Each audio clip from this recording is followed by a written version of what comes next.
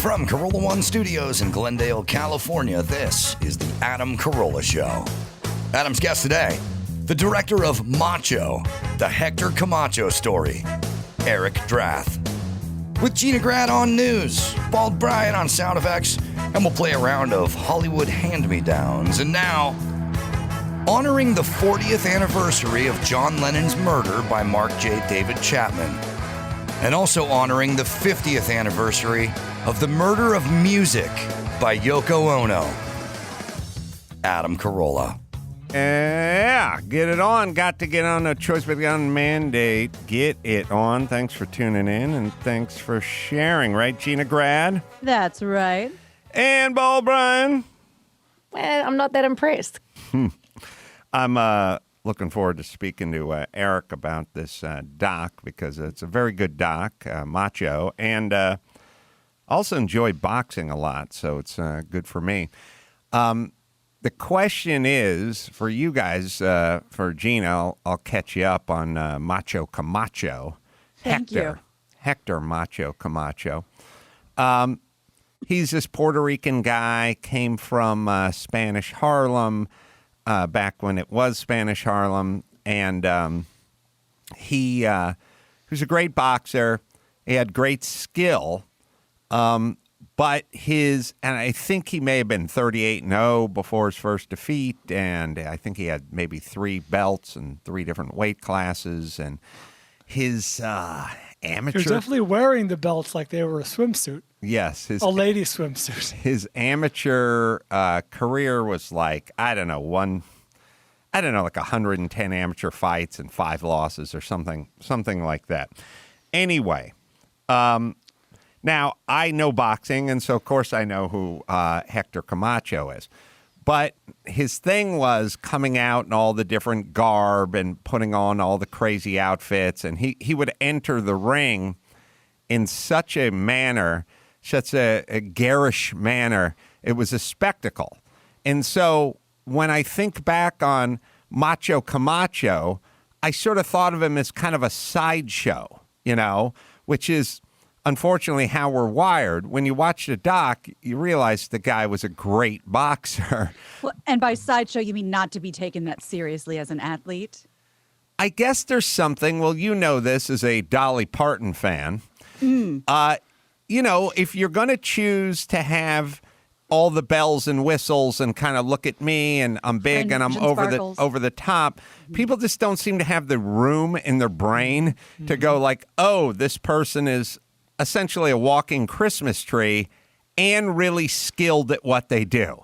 Right. So you figure it's making up for the lack of ...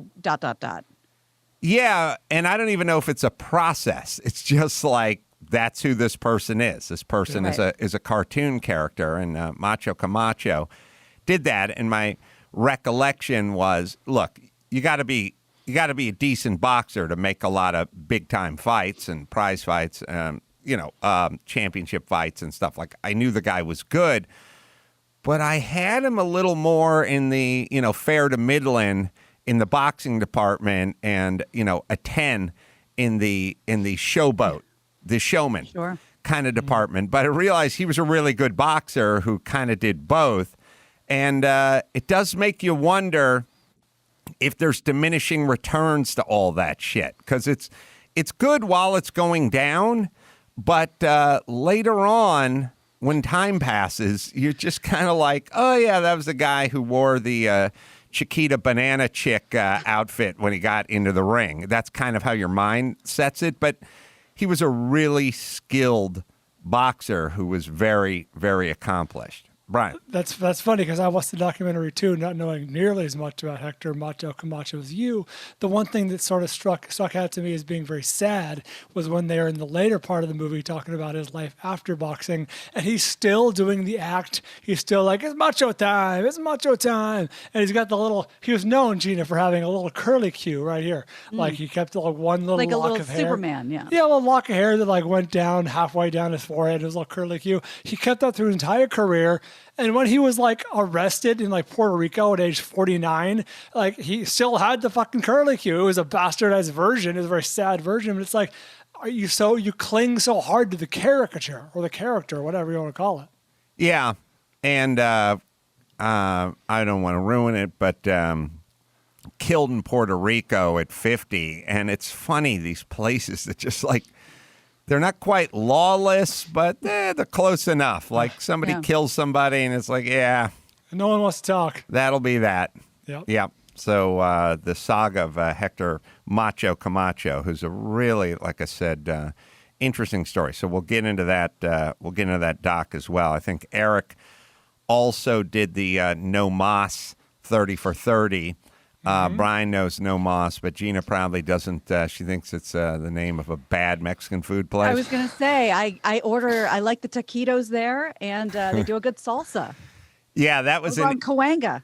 That was an interesting bit of psychology. It's interesting how much psychology and emotion factors in to fighting. Because you think, well, fighting, boxing, I'm not talking about domestic disputes. That's all emotion. I'm talking about professional boxers who both have 35, 40 fights under their belt getting in the ring. How does the psychological part or the emotional part factor in? And with Roberto Duran, I think he was from Panama. He's going to fight Sugar Ray Leonard for the first fight. And Roberto Duran is kind of the bully of the boxing world. And Sugar Ray's like the poster child. He's doing 7-Up commercials with his kid, and he's pretty, and he's won Olympic gold. And he's beloved, Sugar Ray was. And he's the face. Yeah. Mm-hmm. And so the bully, who doesn't really have quite the hand speed, quite the skill, quite the ability, but he's a big banger. Just wants a bang. How do you get the guy who's so light on his feet and so fast with his hands and sticks and moves and gets on his bicycle? How do you get that guy to fight your fight? Because you're not going to win his fight. He's too fast. He's got too much skill. How do you bring him down to you? So Sugar Ray. So Roberto Duran sets off to insult Sugar Ray and his wife and everybody he knows, calling his wife a whore, and Sugar Ray's gay, and there's like, just keeps going at him. Calls, saying he's not a man, he doesn't want to fight, he wants to dance and blah blah blah. Sugar Ray takes that challenge.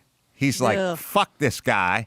He thinks I'm going to run. I'm not going to run. We're going to stand in the middle of the ring and bang. I'm going to beat him in his own game. Well, now you got Sugar Ray off his game into your game. And Roberto then goes on to beat Sugar Ray in the first fight because Sugar Ray did not move. He did not do what got him there. He just stood and tried to bang with the guy who was a banger. And then he lost the fight. The second fight, now Roberto, a lot of these guys had a big appetite. And when I say big appetite, I mean appetite for life and also food. So they liked women, and they like booze, and they like celebrating. I mean, you have to think about that. You train, you deprive yourself. You're sweating off the pounds. You're trying to make weight, You can't touch the alcohol. You stay away from the women, the whole 9 yards. And then you win the belt. Well, what are you going to do after that? It's time to party. Celebrate. It's time to party. Right. So then Roberto goes on this big world tour with this belt, and he's celebrating and he's eating, and he promptly puts on like 50 pounds. And Sugar Ray, who got beat up in the first fight, goes, I want that rematch now. I want it as fast as possible. Smart. Right. But you think that was why? He knew. Oh, yeah, he knew. He could see he was fat. He could see he was partying. He was eating all the time and drinking. So it's like, normally when a guy gets beat up by another guy, they take a year off before the next fight. He wanted to do it immediately. So he gets Roberto to come back immediately. Now Roberto's got to shave 50 pounds in a short period of time. He's depleted. he goes in. Now he goes into the Sugar Ray, old Sugar Ray, moving and fast punches and flashy and on his bicycle. And somewhere, I think around round 8, Roberto does the no mas. Like he says, my stomach's bad. We'll never know if his stomach was bad or not. That, by the way, that Roberto Duran was pretty indestructible. I don't think his stomach was bad. I think he was frustrated. He was outclassed. He realized he got sucked into this thing like too fast, and he just quit on a stool. He just said, But no 8 mas. rounds is interesting, right? It's a lot of rounds, isn't it? Yeah, I think Enough to know you've had enough. I think it was Right, round yeah. 8. Yeah, I don't think he was sufficiently frustrated in round 3, and then he started probably thinking about it around 4 or 5, and it took him a few. But yeah, that was then. So that's the psychology, at least in that fight. Both those fights, the first Duran fight, the second Duran fight, they just kind of flipped the script on each other, but they were both huge psychological games that basically made it winnable for each one of them in a separate fight. All right, someone's doing a cold. Tangentially related to that, by the way, the nickname Hands of Stone, that's a bit of a rich man, poor man. It can go either way. If you're an NFL prospect and they read on your combine report Hands of Stone, you might not get drafted. Versus Roberto Duran, a guy's devastating puncher. Yeah, very true. All right, we got a couple of questions up there. Let's talk at the top to Dan. Dan? Hey, Guy. Hi, Guy.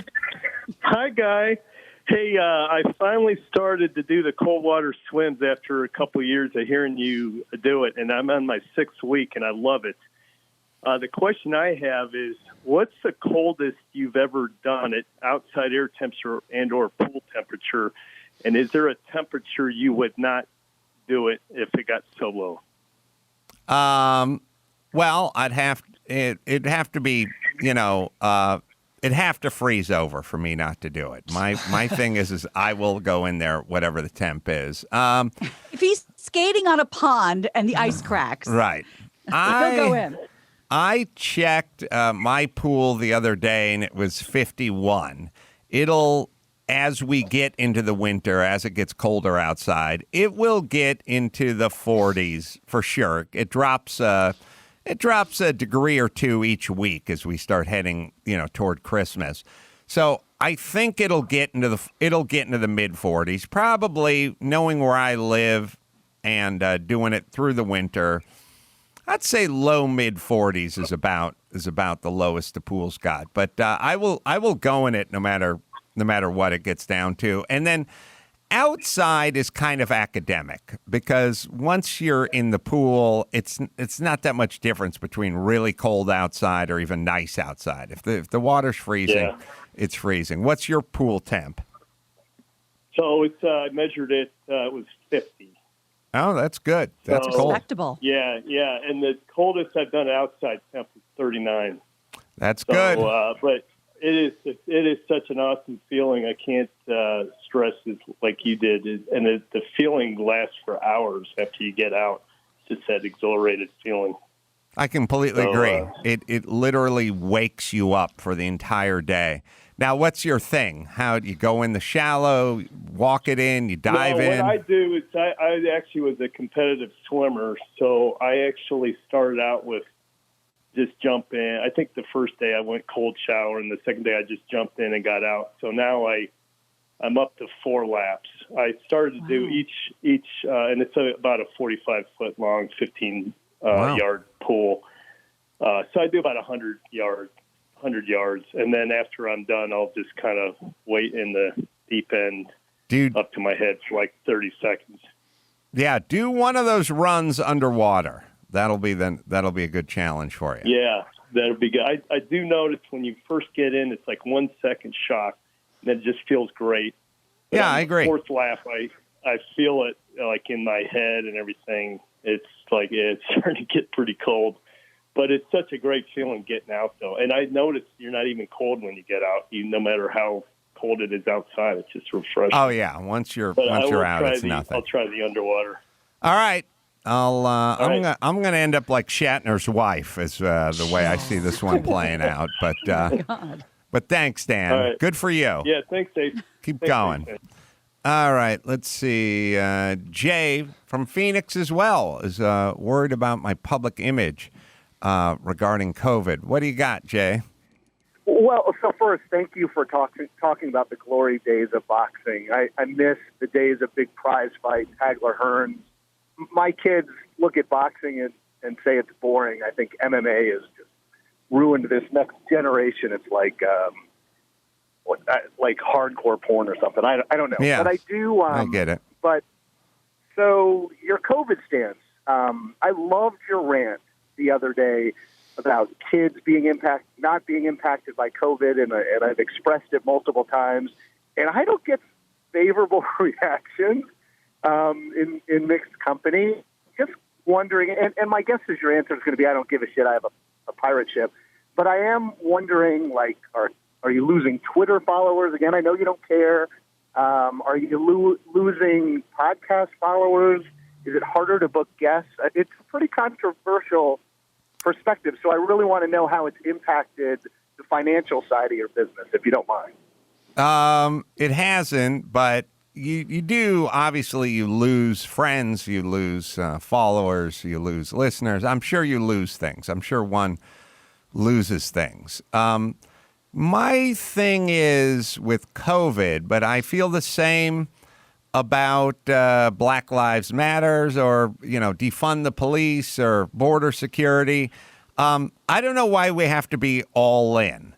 There are things about COVID that make sense and I agree with, and you have to exercise some precaution and so on and so forth. And then there are things that don't make sense. So why do we have to agree with the part that doesn't make sense? You can agree that Black Lives Matter. You go, okay, Black Lives Matter, like some criminal justice reform, have some thoughts about policing and stuff like that. But it doesn't mean you have to go all in on the total agenda. You treat it like a buffet, a golden corral. Platter. What's that? It's a sampler platter. You're at the wedding, you're like, I'll take one of those. Yeah, I'll take one of those. It's the a la carte menu. Yeah, I mean, there are things about, and also it's so disingenuous for anyone to go, oh, he's a COVID denier. First off, how could you be a denier? It's all around us, number one. Or I don't even know what they mean by COVID denier. I went into a Starbucks today and I put on my mask. And I went for a walk earlier and I went to the beach and I did not put on my mask. So what does that mean? Well, there's no one on the beach. Yeah, that's what it is. Now, obviously, there's a panic porn fear thing that's going on that is getting people completely riled up and kind of out of hand.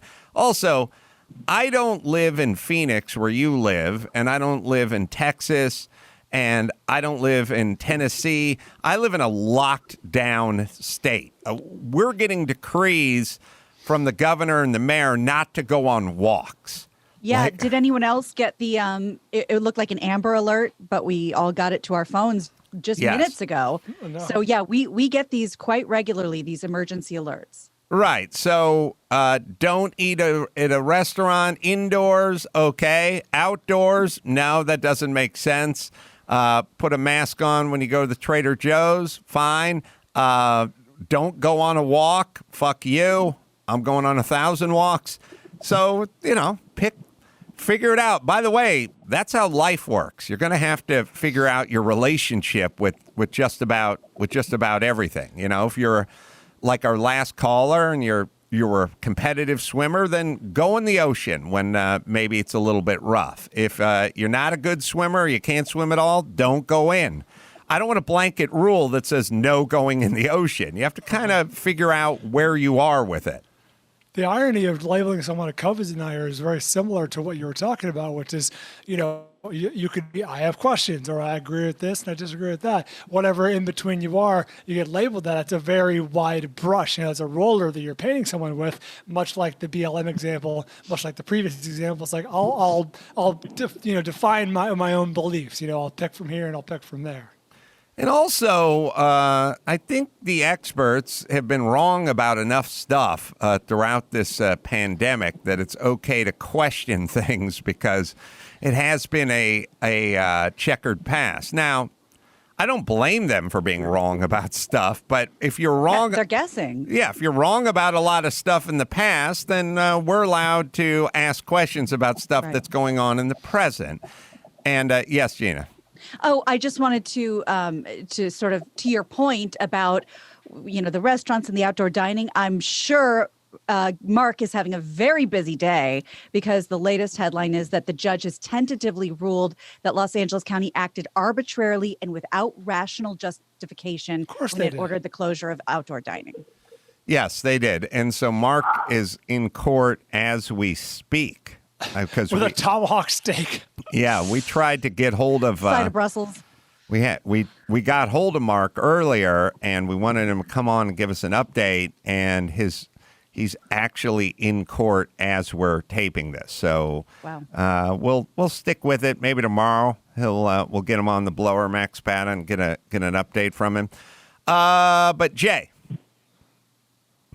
let's see. I got Jay. Yeah. So here's the thing. Yes.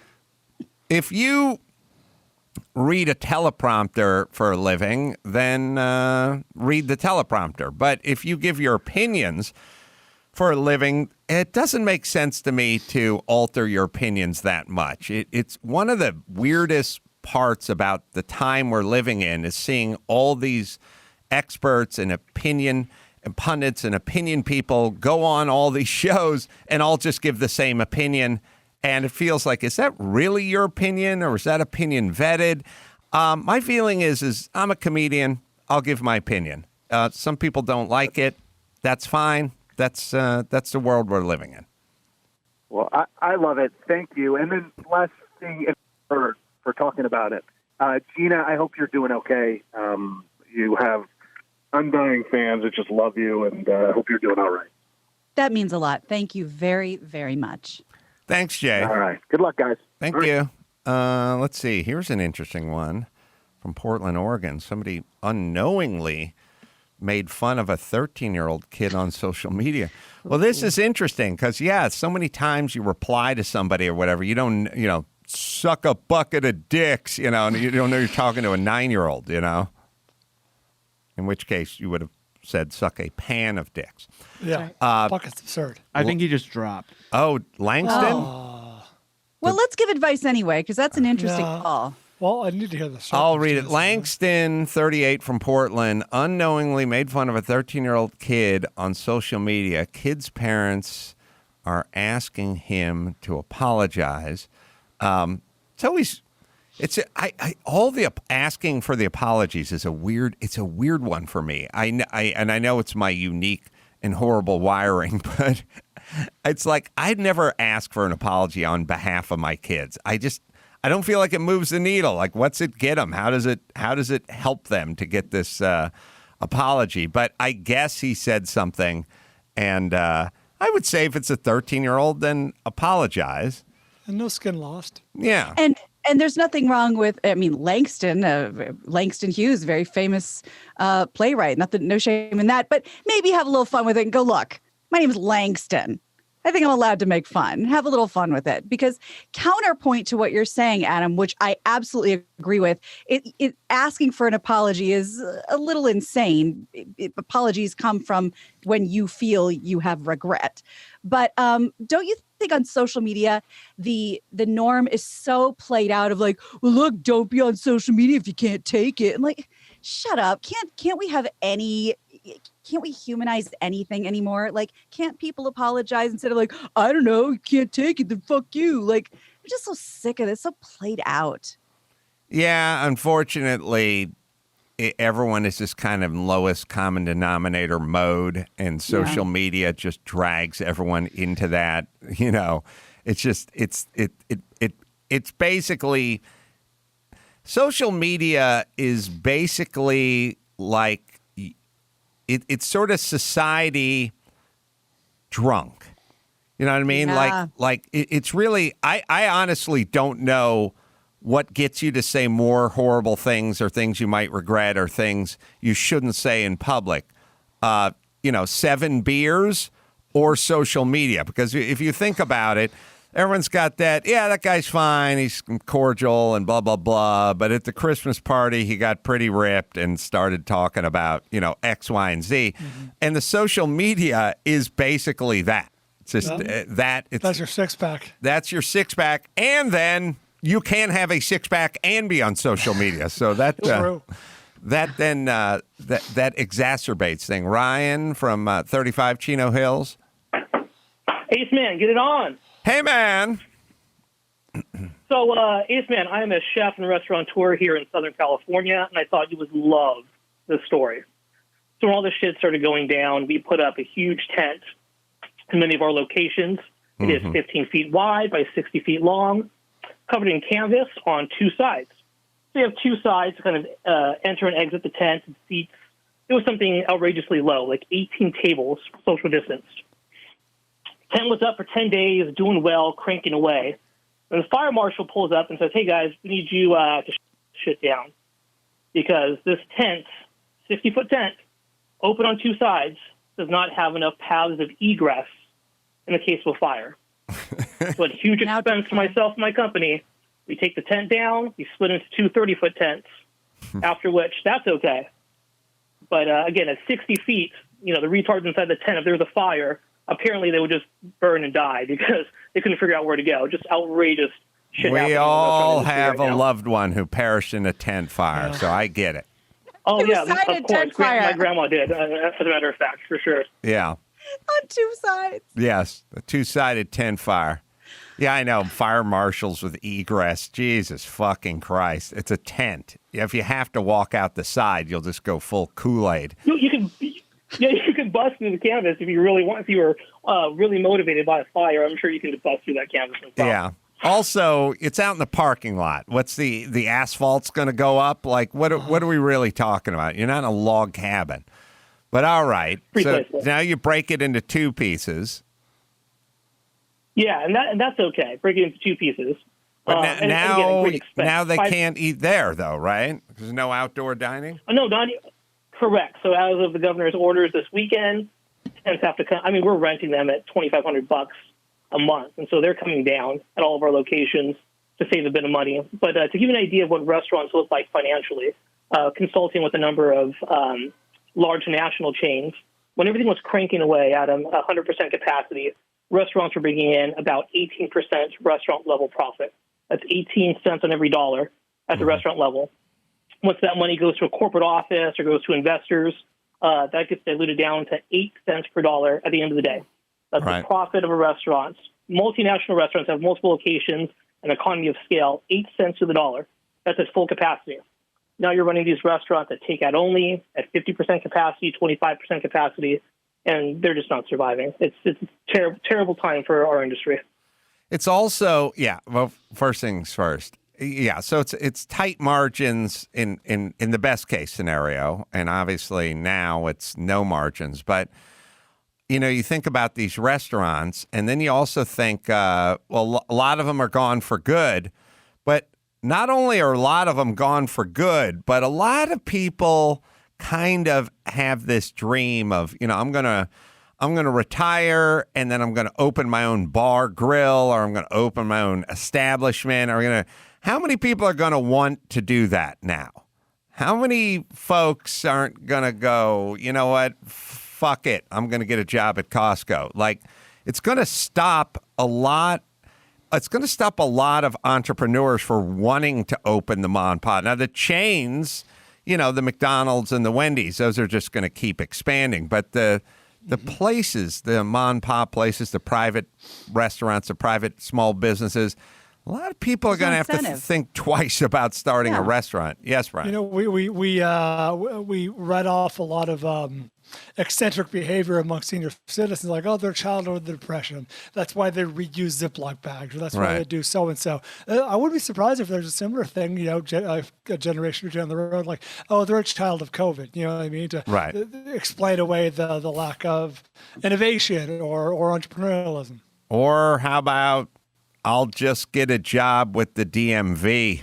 Fuck starting my own business. Like, I want to get paid if the shit goes down again.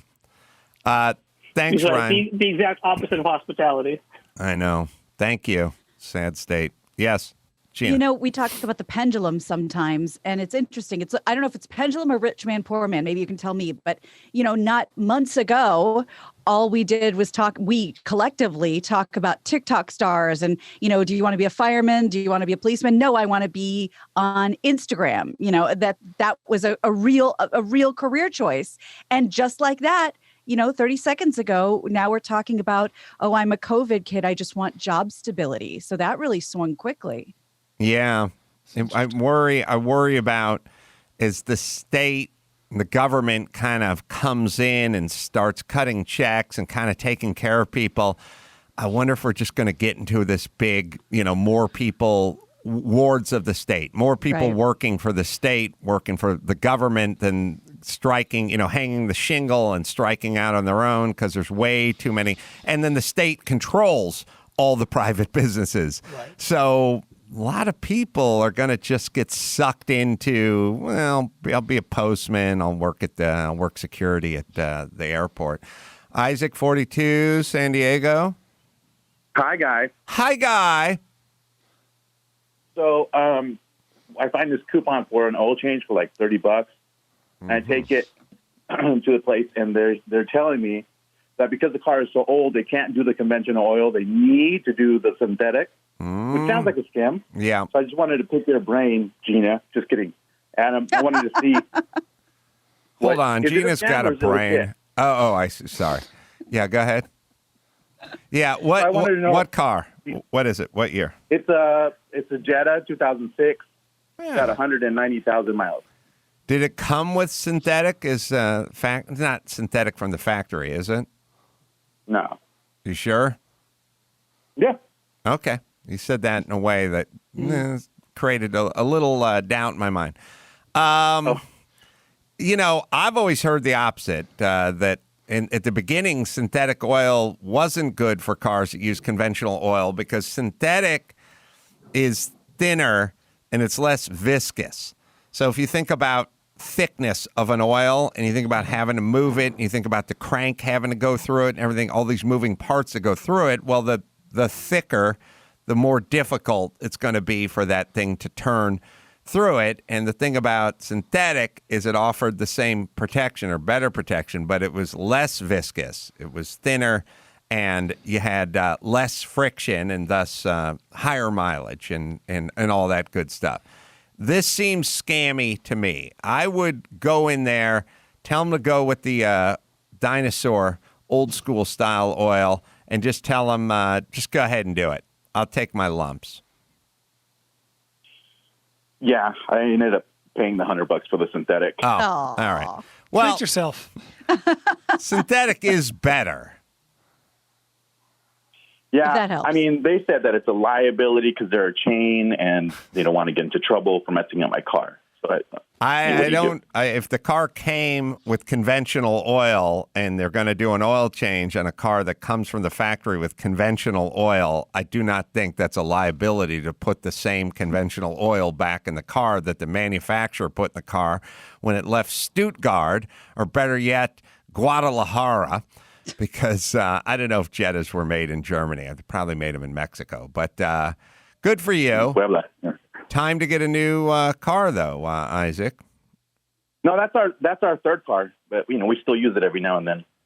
So, you have a I got a Tesla and a Camry, and then the third car is the Jetta. Look at the little closeted winner. All right. Yeah, don't bury the lead, man. Yeah, and by the way, if you're ever dating, don't work the Jetta angle. Work the Tesla angle, right? Maybe mention three I'm married cars, now. So. Yeah, now you're married. I'm just saying. Down the road. Pardon the pun.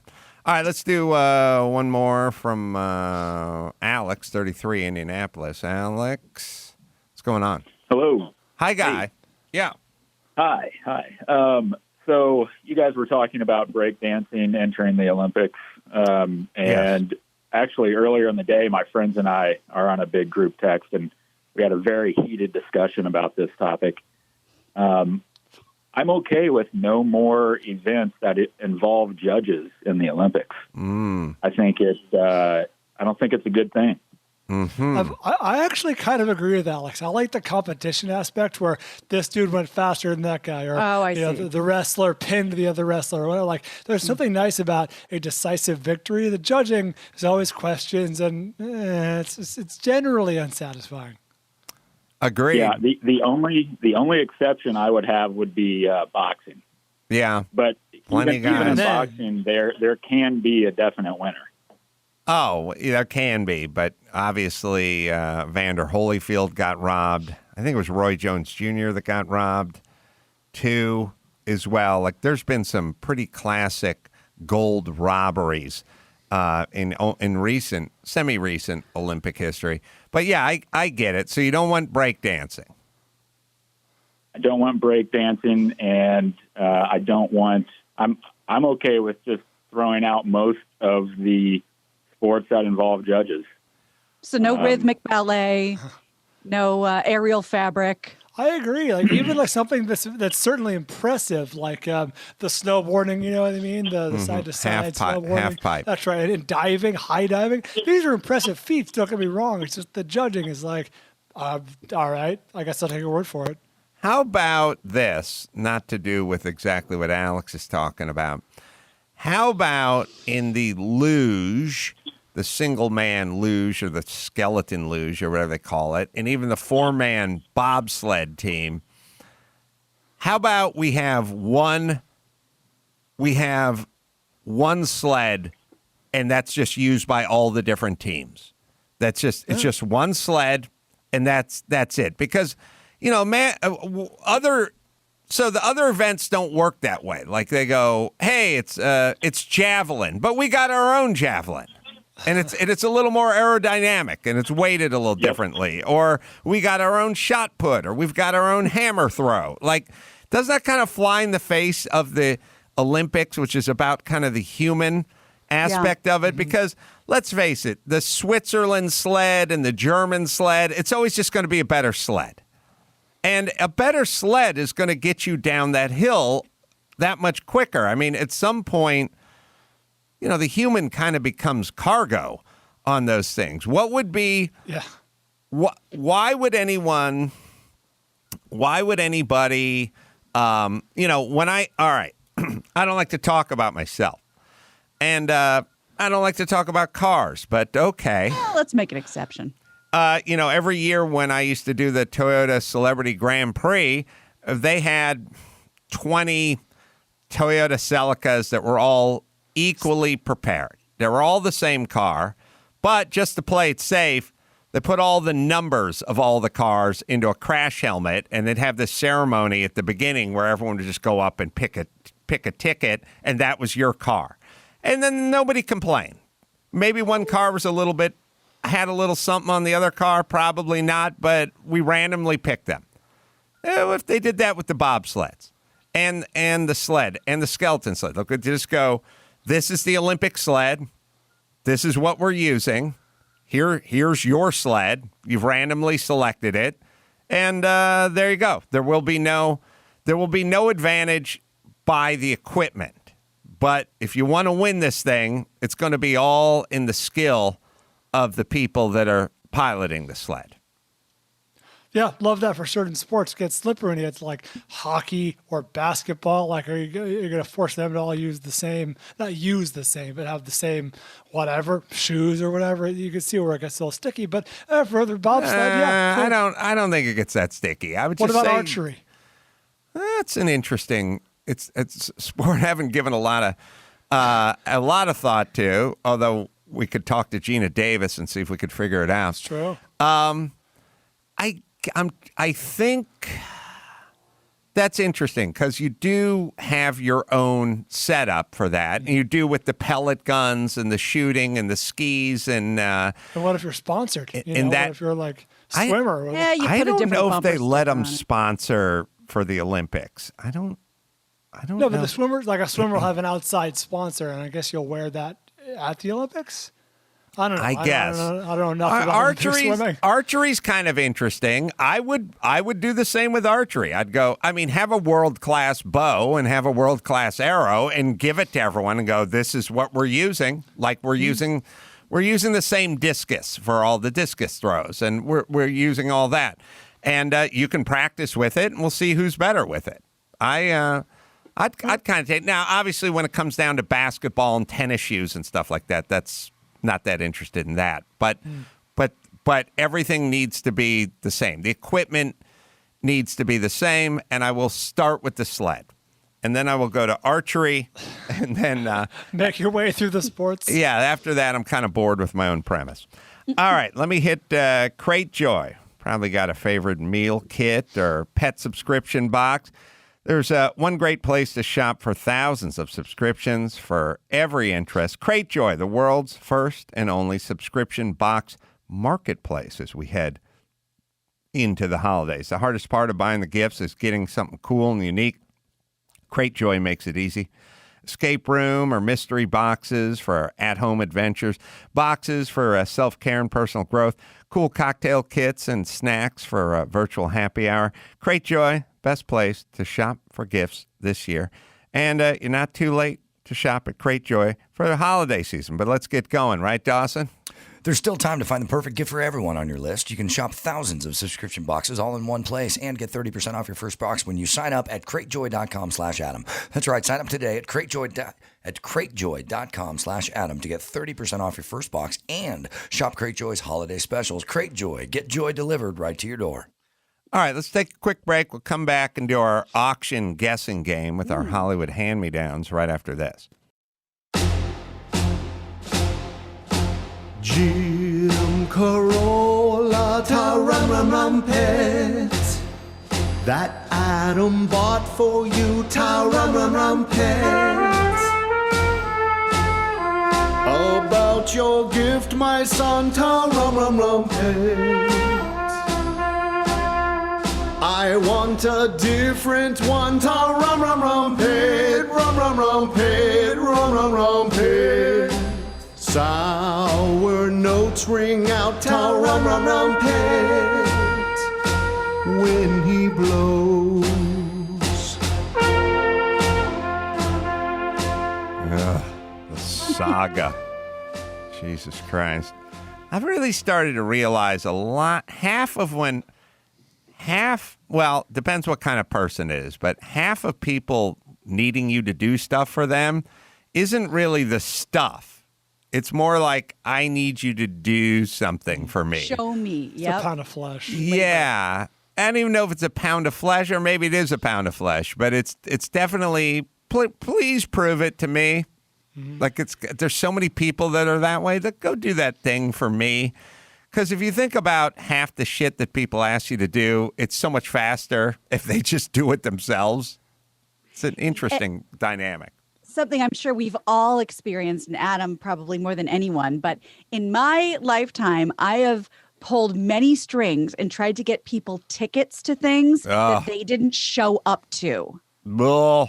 So that is like, I would just love to be, everyone wants to say they're on the guest list or whatever, and then they flake. That to me is a perfect example of that. I have that. I would have that. I'd also have people like call day of the show and go, hey, could you get, and I'd be like, no, because you should have called a week ago if you wanted it. Oh, okay. Is that the way it's going to go? Like, it's so weird. Also, I've had a lot of people pissed off at me for things they asked me to do. Like, I couldn't imagine calling someone and going, hey, could you come over to my house and cut my hair for free? And they go, sorry, I have plans. Oh, fuck. Well, that's the way it's going to be? Uh-huh. Like, you're asking someone for a favor and for some free shit, and then you get kind of perturbed when it doesn't go down. Miffed. Well, that's an very interesting wiring, right? It's emotional manipulation, right? I like to play this little game, and anyone who knows me and anyone who interacts with me, this will probably help our relationship. What if I was never born? What would be different about your life? Or what if you were never born? What would be different about my life? And if you can honestly answer that question, then I think you can shut the fuck up and get on with your meager existence. That's a fun game. We do it all the time. It's like people, hey, man, I need this, or you're screwing me. And it's like, what if I was never born? Then where would you be? And where would we be? Get it done. And then who? Would you be having this conversation with someone else? Yes. And if you were never born, nothing would change for me. Okay. It's a fun Merry Christmas. It's a fun game to play. Greeting cards are going to be fun That's this right. year. That's Lynch and Rich Banks. A nice job on that. All right.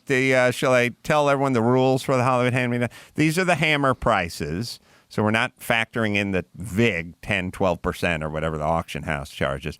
Also, we're going by percentage, because when we go by numbers, a $3,000 item and a $3 million item, it ends up skewing in a weird way. So if the item was $3,000 and you guessed $2,000, then you're off by 33%. I think that's how we're going to calculate this. All right. Cool. Max Pata, hold on. I know you're technically Asian, but not the good, not the Yeah, I know. not the the crap kind the that's books good kind. with, yeah. Yeah. More the I eat chicken beaks Asian and a little less I can handle an abacus. Yeah, that's me. Now, even though Gary Smith is not Asian, his dad's an accountant. That's right. Yeah. He seems to have He's a on handle there. on the. Okay. The score. I'm just putting it out there. Don't be scared to ask for help. I'm fine. Well, you're fine now because we haven't Yeah. started, but. Okay. So are there chicken beaks here or not? No, I'm sorry. Shrimp tails? That was just an example. Oh, okay. No shrimp tail. Oh. Oh, and by the way, the lobster guts. I mean, I'll tell you, Max Zapata, you are my human Phil. Phil the dog. Sweet. I hate waste so much that I literally will just open my refrigerator and find shit that no one's eating anymore that's got a little hair on it or something. I'll just put it down. Like, Phil, go to it. Or if I have a bowl of cottage cheese and I'm done eating the bowl of cottage cheese, it does not go into the sink. It goes right to Phil. Like, clean it off. Clean it all off.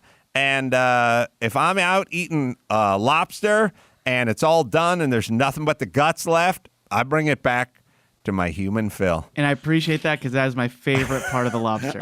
Isn't that called the tamale? Yeah, so it starts with a T. I don't think it's tamale. I think maybe it is. Yeah. I think it's tamale, and it's just the innards. Mm-hmm. Last time I ordered a whole lobster, that shit came home. And it went I just threw up in my mouth. Went right to Max Zapata. All right, here we go, Dawson.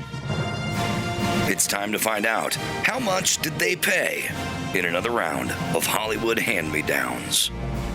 We'll begin with a vintage original screen-used golden ticket from Willy Wonka and the Chocolate Factory. All right. Printed black text, border with a ripple-edged shiny gold foil paper measuring 3.5 inches by 6.75 inches. Mm-hmm. Let's just round down to Lightweight. 3.5 by 6 3/4. All right. Wow. So this is cool. It's in vintage fine collection. So it's a piece of paper, obviously. Yeah. It doesn't have much heft or anything to it. It's not like a gun or a guitar. On the other hand, it's an iconic film, and it was seen in the movie. Can I read it? Because there's a lot of words on it. There's also, they gave out 7 of these or 5 of these or something, right? Like there's a few of Let's them. see. Yeah. All right. 5. It says Wonka's Golden Ticket. Greetings to you, the lucky finder of this golden ticket from Mr. Willy Wonka. Present this ticket at the factory gates at 10 o'clock in the morning of the first day of October and do not be late. You may bring with you one member of your own family and only one, but no one else. In your wildest dreams, Hold you on. could not- Is that a COVID thing or they just wanted to keep Yeah. They're ahead of the curve. They were, Yeah. By the way, they didn't use the ellipses right, but that's okay. In your wildest dreams, you could not imagine what does that say? The something surprises that await you. I can't read it, but the surprises that await you. All right, golden ticket estimate is The estimate is anywhere from 20 to 30,000. wow. Oh, wow. I would have been way off. Yeah, I'm me gonna too. say that's a big ticket item. Literally. Well, I think what we're figuring out is Hollywood memorabilia and Steve McQueen and Paul Newman, God willing. I think all this celebrity memorabilia stuff is really picking up steam these days. But the estimate can really be off, right? 100%. I've seen stuff way above the estimate, like Cruise's first Top Gun helmet for like $327,000. That I think it was 60 to 80. And then obviously stuff falls short. I find usually the estimates are a little ambitious in the car world, at least. Everyone locked in? Yes. Yep. I'm going to go 17.5. Don't forget this is a beloved kids movie, so not everyone, a lot of people have nostalgia for this. And also, this could have been the only one used. They've never seen two in the same scene. It's one after the other. So I went 31K. See, I think there is 100% magic in this item. I would feel like I had won the golden ticket if I got the golden ticket. However, I do think that, like you said, it's a little ambitious. I said 18 even. The golden ticket from Willy Wonka and the Chocolate Factory sold for $65,000. Oh, shit. Wow. All right. Next up, we got the suit that Gene Kelly wore and danced in the rain with, the umbrella scene and singing in the rain. Estimated to go for $120,000 to $150,000. Well, so now some of this is everyone who was bidding on the Willy Wonka thing saw it in the theater when they were 12 and they're now 55 and they sold their .com business. Everyone who's bidding on Gene Kelly's suit is dead. So that always slows the auction. So some of this stuff, some of it is, there's a sweet spot. It's like Star Wars stuff. When Star Wars came out, if someone was 45, no one's bidding on it now. You had to see it, see it as a teenager, you see it as a kid, Cement it into your memory. Right. It's kind of that way with vintage cars as well. Yeah. Or this is totally iconic.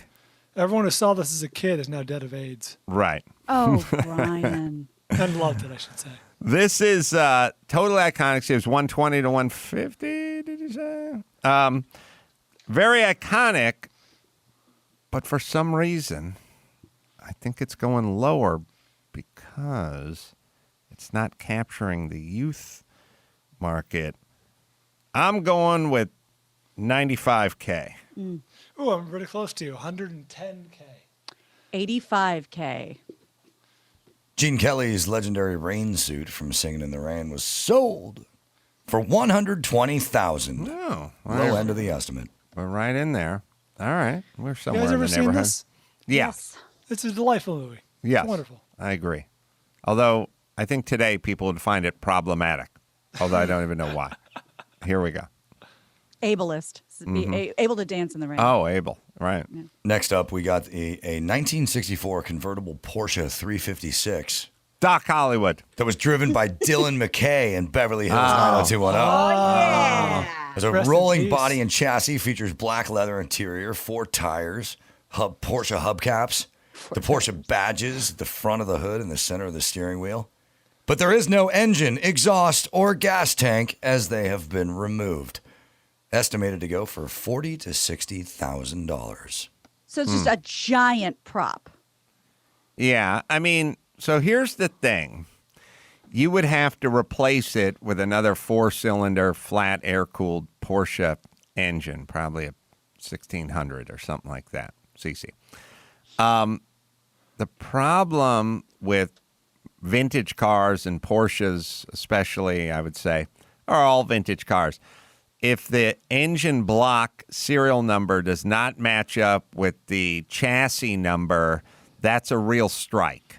So the car's got the history. It's got the TV history, and the actor's dead. Forgot about Luke Perry dying. Yeah. But in terms of now, some of these cars, they vary. But I mean, these cars can be $250,000 or $300,000, depending on which model.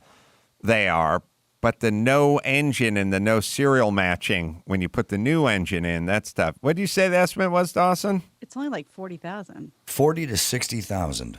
40 to 60. Well, this isn't iconic. It's not Dancing in the Rain or Willy Wonka. So, although the thing itself, unlike the suit and the ticket, the actual vehicle itself has value. I'm going to just go right in the middle and say $50K. All right, we're going a little bit over. Now, much like you said of the Star Wars people, it's people who liked 90210 as teenagers, they're in their prime earning years right now, and they could blow some money on this, so I'm guessing $70K. I was right in that demographic, and everyone I know who loved this show is broke, so I'm going 40. Luke Perry's Dylan McKay convertible Porsche sold for $55,000. Ooh. Well, we got a game here now, people. Next up, a Walther PP handgun used by Sean Connery. That's right. As James Bond 007 in the very first Bond film, Dr. No. This isn't the one he kept by his nightstand to keep his ladies in line? This is the hero gun. Oh, You this just from won't show it to him. from the movie. Right. Oh, okay. Look how tiny it is. Different pistol. Yeah, it's a little sleek little gun. Became his signature firearm. I always, PDK. everyone says these are crappy guns, if that helps. But obviously that's not what we're talking about for the value of this. But people don't like this gun. It was estimated to go for $150,000 to $200,000. Jesus. And this was in which Bond? The first one, First Dr. one. No. Dr. No. All right, well, it's the first one. Firearms are in a category. They have guns, guitars, cars. There's a couple categories, watches that are like collector categories. You know, golden tickets aren't really collector category, but you can collect them, obviously. But this is a category. I'm gonna bump it up and go 185. Oh shoot! I didn't write one down. Dawson, when did this happen? When was the hammer dropped? Last month. 1972. I'm saying, was it before or after his death? Last He died month. on October. Oh, see what Brian's After his doing death. After his Yeah. death. Okay, so that bumps it up. I'm going with an even 200. I'm going because I've been going low. Let's go high, 250. The Walther PP handgun used by Sean Connery went for $256,000. Oh, man. I needed that bad. Wow. Finally, Marilyn Monroe's The Girl fantasy tiger gown from the movie The 7-Year Itch. It was worn during the memorable Rachmaninoff fantasy sequence while the girl visits Richard in his apartment for a drink. Okay. There you go. I've never seen it. Don't know. Yeah, It's this is- famous And that- because it molds around her famous curves, they say. Estimated to 'Cause go there's two between famous- 200 yeah. and 300,000. Well, It's funny because there's two famous Marilyn Monroe dresses. This one Yeah. I've never heard of, never seen. yeah, there's the, I don't know, the Subway vent. one. Well, this is going to kind of decide it. It's a pretty close game. It's between 2 and 3. 2 and 300. This is the least of her famous dresses, or the second of her famous dresses. Third.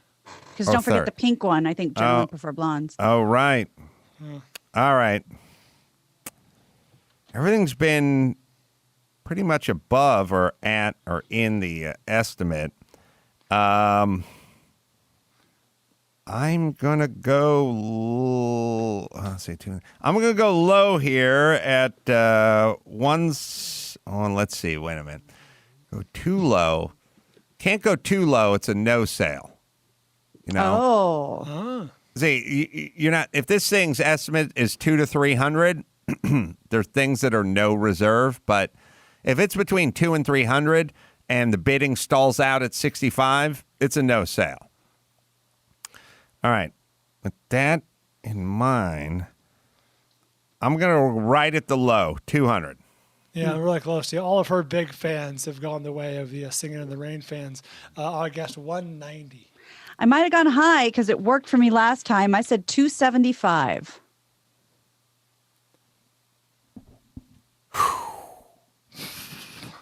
The girl fantasy tiger gown from the 7-year itch went for $475,000. Damn.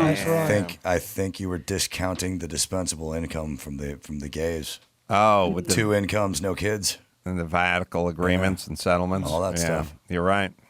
You're right. Almost $500,000 for that dress. Jeez, that's a lot of. What do you do with it? It's a lot of Miatas. A lot of Miatas. All right, so the lowest score wins, percentages away from the actual number, all added together. Gina Grad, you made the podium. Thank you. You were 173.2 points away. Oof. I think that's actually a good score for this game. It doesn't feel good. Adam Carolla, you also made the podium. Yeah. 188.6 points away. So Gina is leading that, leaving us Bald Bryan with a score of 169.8. Oh. And the win. Wow. And 2.2%. hand-me-downs. How much did Gina make up on that last round? That was A Hollywood lot. hand-me-downs. Jesus Christ. Good. We're 2% away.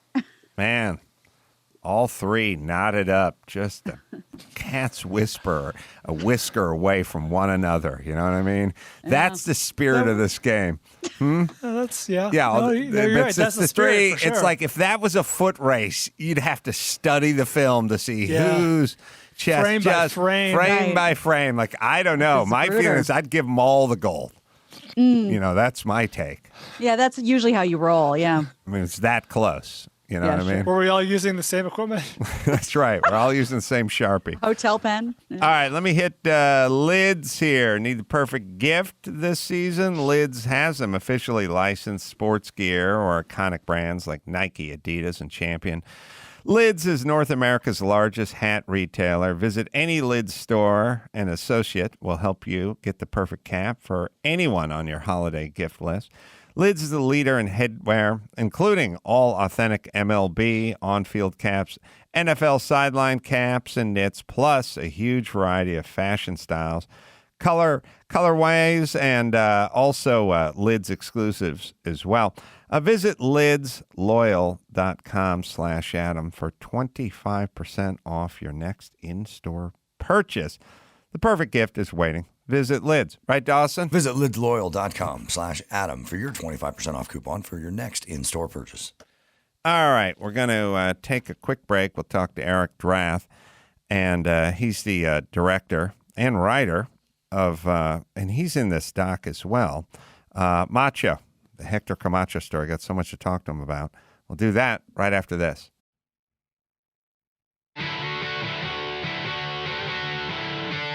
It's time to check Adam's voicemail.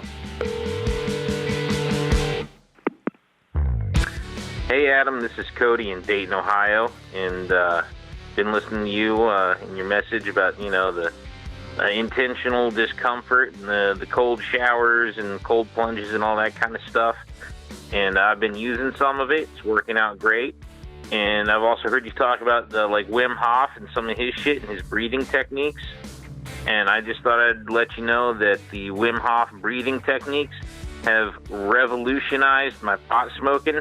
I can get way higher off of way less weed now. And it's man, these are people should listen to you more. You can leave us a message at 888-634-1744. I agree. People should listen to me more. Eric, doing Wim Hof explains how to breathe. Hyperventilating when you're high will get you higher. Eric Drath is our guest. The documentary Macho, the Hector Camacho story. It's available now on Showtime and Showtime On Demand platforms as well. I watched it the other night and was riveted. Thank you. Yeah, it's a very good doc. I love boxing so much, and I'm such a sort of fan and a little bit of a historian that I couldn't tell if I was loving it so much because I love boxing so much, or it was just that good, and it's probably both. It's really good. I know a lot less about boxing than Adam does. I saw a documentary too. It's really good. Humanizes the guy, and it's everything you want out of a sports doc. Yeah. Well, how do you pick your subjects? How'd you come up with? I know you have a boxing background. How'd you come up with Hector Camacho? Well, Hector was one of those boxers that I knew growing up. I mean, he was just that larger than life personality. So I was always really interested in him as a fighter. And, quite frankly, I thought he was really brash and braggadocious. And there was part of me at times that wanted to see him lose. But in the beginning of his career, he was certainly one of those stars that I followed. I got a chance to meet him in '97 when I was working at Fox, and I covered the Leonard Camacho fight in Atlantic City. And to meet him in person and to see how he filled the room with his personality and how larger than life he was, I started to really feel like I knew him. And then, of course, I actually did work in boxing and became an agent and met his son and got to know Hector Jr. pretty well. So when he was murdered in 2012, soon afterwards, I was down in Panama, and I was actually interviewing Roberto Duran for the No Mas movie that I did for ESPN. It was a 30 for 30. And at the end of the interview, after I was talking to Duran about his famous fight, I asked him a couple of questions about Camacho. And to see him really start to tear up and swell up, I knew that his impact on not just boxing, but just on humanity was so great. And I just felt like, I can't believe that his murders have not been caught. But it was so soon after the murder that I figured they would. And so I flew from Panama to Puerto Rico, where Hector Jr. was still living in Hector Sr.'s apartment. And I filmed with him a little bit. And it was one of those stories I kind of just filmed a little bit and then put down and did so many other things. And, after 7 years, there was still no answers. Nobody had done the documentary. And I felt like it was an important story to tell. And I didn't want his legacy to kind of like slip through the cracks. So I reached back out to the family, and that's when the journey began about 2.5 years ago. Just popped in my head, knowing boxers and untimely, suspicious demise. Arturo Gatti. You must have some thoughts about Arturo Gatti. Yeah, I mean, I was fortunate enough to have met Arturo Gatti too. He was in camp, and I had a fighter named Agapito Sanchez that was in his camp. And Arturo Gatti couldn't have been a nicer guy. Very happy in life. He had everything to live for, and the terms of his murder are very questionable as well. And I'm still not satisfied with the answers or the idea that he would kill himself, and the idea that he would kill himself with a purse on a doorknob. That doesn't add up either. So it's another story. I think that somebody's already doing it. I'm not sure, but I hope somebody does it in a big way, because it's an important story too. Where was Arturo Gatti? What country was he in? I think he was in Brazil, and he had a Brazilian wife. And I think that's where it all gets a little bit, vague and convoluted as to what happened. And, there was a lot of shoddy investigation going on. And I got to say, going back to Macho, they should have caught the two hitmen that killed him and the other guy in the car. There's no reason these guys should be, at large still. Although we do believe that one of them was gunned down in a Denny's about 2 years ago. So, but they got right through the fingertips of the police, and so it's really frustrating that that this crime was not solved. And we think that they're closer now, but it's one of those crimes that should have been solved. If I'm ever gunned down in a Denny's, my last words will be, "Come on, it's my birthday." Because you eat for free. And I think that'd probably be the only time I'd be in the Denny's. But Yeah, so he was shot just by the side of the street. It was a heavily trafficked street. There's security cameras some places. At the end of the doc, you kind of hinted or mentioned that one guy had been caught but then sort of set free. Is there... Right. Well, what happened was these guys, there was a police chase and somehow, they were not caught in a gated, what we probably call like a housing project. So a gated buildings, a community. The cops are searching for them. There's no garages. The guys drive in a car. So you think like, there's a pretty good chance that, you close the gate behind you and we're going to find them. Somehow they disappeared and got away.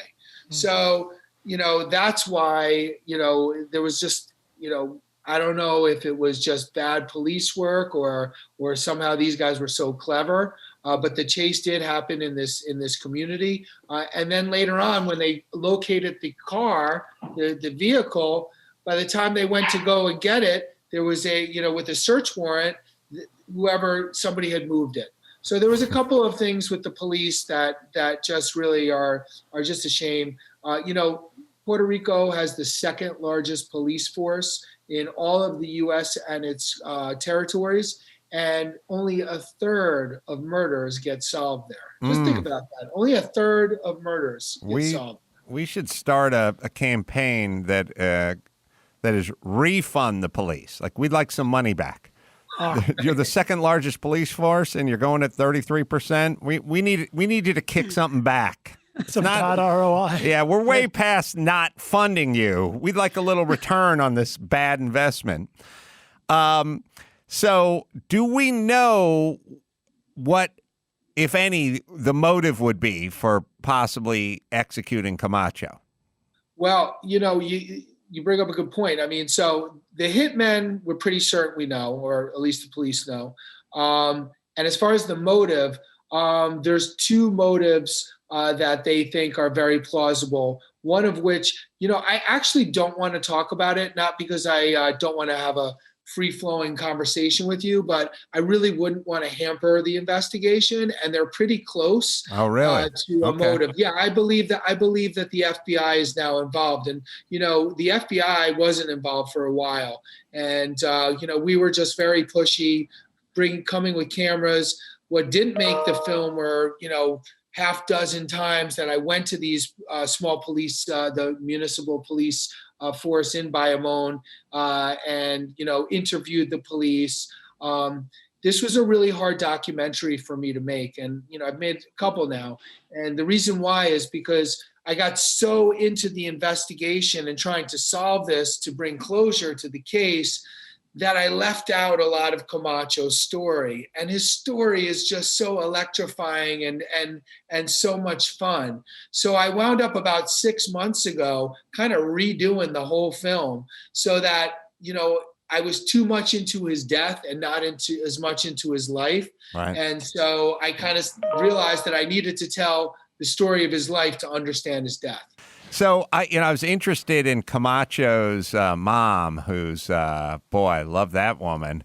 But also, it looked like she was living very modestly in a very small apartment, and so I'm always wondering, where did the money go? I mean, Camacho made millions of dollars in purse money. I don't know how many millions, but millions, tens of millions over his career. Mom didn't seem to be left with much. Do you know any part of that story? Well, there was a scene, and invariably making these, you have to cut out scenes. There was a really beautiful scene that we wanted in the film, but it was just like too long. A scene of when the mother goes back to the house that he bought her in Puerto Rico, which is a great scene. She goes through, there's even still some of his old suits in one of the bedrooms. And the house is really just like there's mirrors all over the house. It's kind of what you'd expect Camacho's house to be like. Right. But you bring up a great point. I mean, most athletes, I think even the NBA, I think, after 5 years, like 70% of them, don't have money left. Athletes are prey to bad decisions, sometimes mismanagements from other people. But with fighters and boxers, most of them don't have the education, going into the sport. They get this big money. They buy these cars, and they put their names on cars, and they buy houses. And that was unfortunately the story of Hector. I know he hooked up with Don King at a certain point, as you chronicled in the documentary. King was pretty famous for screwing over his fighters. Did he screw over Camacho? I heard different things, but I didn't have the evidence, and I didn't feel like it was strong enough to kind of go out there and say that. It's somewhat implied in the fact that, Camacho kept taking advances out on his purse. In fact, somebody said he took so many advances out, by the time the fight came out, by the time he was done with the fight, he owed Don King money. It seemed like the real story with Camacho was addiction. Just it's constantly sort of rearing its ugly head and then kind of going away for a while. And when he could focus, he was great. But when the addiction flared up, he wasn't. I think a lot of people see that, and maybe the film kind of portrays it that way. I don't know that it's classic addiction as much as the lifestyle. He could never get out of the lifestyle, which included cocaine. And because he could turn it on and turn it off for fights, he would, and think about the unbelievable skill he had, that he could fight, 84 fights and, never get knocked down or knocked out. He got knocked down only twice and still have that lifestyle. But, that's what made him so special. He was really a man of the streets, but it were those same streets that made him the hero that also brought him down. Who are you thinking about for upcoming docs? Do you have anything you can share with us? Yeah, I have a civil rights story that I've been working on for a while on Dick Barnett and his fight during his basketball during the 57, 58, 59 tournaments, first integrated play. And I also have a boxing doc 4-part series that I'm trying to, I'm in talks with now that I really can't get into, but it's a big story. And I think that if you like this, you're going to like that a lot more. I make docs as well, and I want to do the Ike Turner story. Great story. That's a subject for, don't you steal that shit. It's all yours, but I think I would love it if you did it, because I actually got to meet Ike a couple of times, and what a story. I think he's still in a penitentiary in Arizona, right? I guess. I don't know if he's been some paroled now. Documentarian you are. Yeah. Ike was a devastating heavyweight who was a guy, I don't know, maybe Ike Turner was the Ernie Shavers, the latter-day Ernie Shavers. He wasn't a household name. He didn't have a belt. He wasn't ranked in the top 2 or 3, maybe, but no one wanted to fight him.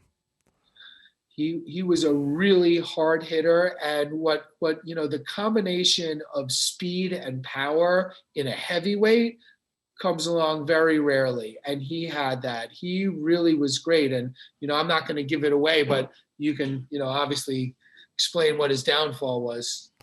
He was released in September from the Arizona State penal system. Book him. Yeah, he's available. Tie that yellow ribbon. And now he's being held at ICE for a COVID period until swearing in ceremony for U.S. citizenship can. Wow. Yeah, he was quite the guy. I think he was 20-0 and looking for some really big paydays. Kind of guy that Mike Tyson wouldn't have wanted to fight, in his prime. True. That's the kind of guy Ike Turner was. And then ran afoul of the law and then ran afoul of the law again, and then pretty outrageous shit. Right. I mean, it was like kidnapping a woman across state lines, and I think it was like, he was like, well, that's what we do in the village I'm from in Africa. What's the problem here? Yeah. I liked her. Yeah, there's also, there's this move, and you never want to get busted for this move, and I think this is one of his things. But you hear it all the time. These guys invite a prostitute to their hotel room, and then they don't want to pay them. Oh. He's a welcher. Yes, and it never goes right after that. Like, that's going to be the best $89 you ever spend in your life. And the prostitutes, of course, want to get paid because, if you had sex with Ike Bayabuchi all night, that you definitely you want your palm greased after that. Earned it. Hazard pay. You've earned it, and I think that was one of his, or maybe that's another. Maybe that's another Maybe one of the that's stories. the one he kidnapped and brought across state lines. Quite possibly. I would argue the ultimate compliment for a prostitute. It's interesting. In his Wikipedia page, it gives an overview of who he is in his life. Amateur career, professional career, no mention of any running afoul of the law. Whoa. So somebody might need to change that on Wikipedia. I've got to clean that up. He must have written that himself. Right. Right. Well, you got plenty of time to modify that wiki page from In the Joint, but It's at the bottom half of his professional career. he just got out. Wonder how old he is. Ooh. Wonder if he could fight Tyson now. He is 47. I don't think Tyson would fight him. He's 47. Well, he's been eating Too young.